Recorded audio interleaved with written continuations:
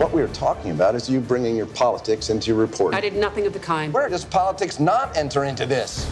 Our story was about whether the president fulfilled his service. Nobody wants to talk about that. They want to talk about fonts and forgeries. And they hope to God the truth gets lost in the scrum. Cate Blanchett as Mary Mapes, 60 Minutes producer, who basically got fired over a story that she produced about George W. Bush's. In 2004, Mary Mapes was a producer at 60 Minutes too.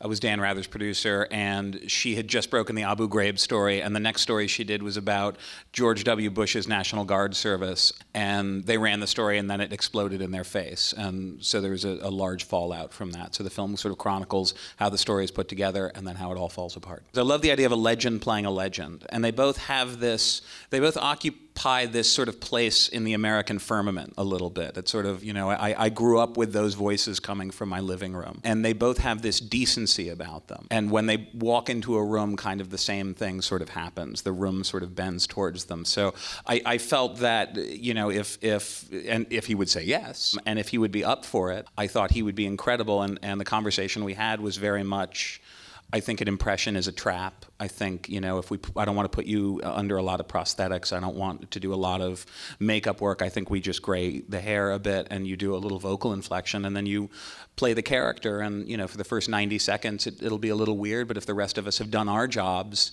the film will kick in, and people will be taken along the journey. Why did you get into journalism? Curiosity. Why'd you get into it? You.